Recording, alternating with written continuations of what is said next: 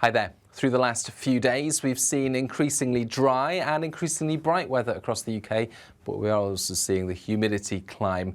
That will be noticeable overnight, and we'll see also an increase in the breeze with more and more cloud coming along. In the east, some of that cloud will bring a few drizzly showers. Towards the west, there'll be some heavier showers arriving across Wales, Northern Ireland and southwest England by the end of the night. But with a lot of cloud cover, with the breeze, with the increased humidity, temperatures largely staying in the mid-teens and in some places 17 or 18 Celsius through the night. And the wind will be quite notable through the night as well, particularly for the northwest of Wales, where that wind during Friday will gust around 50 miles an hour or so, could cause impacts to travel and to tourism, for example. All of this is happening ahead of areas of low pressure approaching from the west, tightening up the isobars and bringing increased humidity and increased instability to our atmosphere. And as a result, ahead of the main band of rain that we're expecting later Friday, we've got an area of humidity, instability and showers or thunderstorms developing across many parts of the UK, but it's across the Midlands into southern and southeastern England where these intense downpours could cause some impacts during Friday morning, with the risk also of some frequent lightning.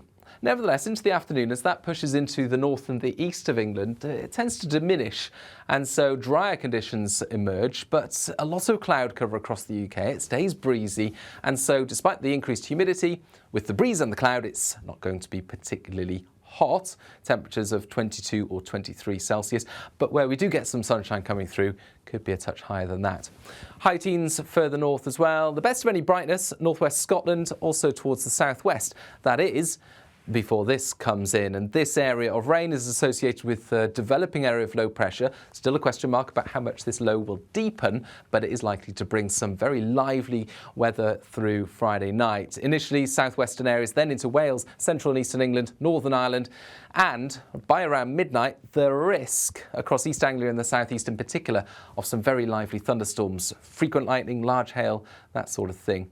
The one saving grace is it comes through during the early hours of Saturday, so shouldn't cause too many impacts, but of course significant thunderstorms are a big risk. Now, elsewhere we've got the wet weather pushing into eastern and central Scotland, Northern Ireland by dawn on Saturday. It stays windy across the country, risk of coastal gales for western parts, and with the humidity, it's going to be a muggy night. So either way, perhaps a tricky night for sleeping, whether it's to do with the noisy weather outside or that stickiness in the atmosphere.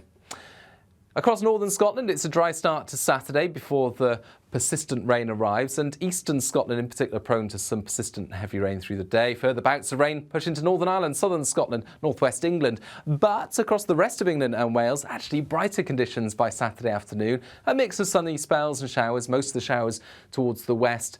Better chance of largely dry weather in the southeast, and actually here 24, 25 Celsius or so, perhaps 26 degrees. Still some warmth and humidity in the atmosphere. But it's going to be a blustery day, nevertheless, with the wind coming from the southwest. Risk of gales for some exposed northern and northeastern parts of Scotland, and certainly very gusty in places. Then into Sunday, all of that moves through, and it's sunny spells and showers for much of the country. Again, driest towards the southeast, and some warmth to remain here, but increasingly warm weather across the south into next week, whilst it stays changeable in the north.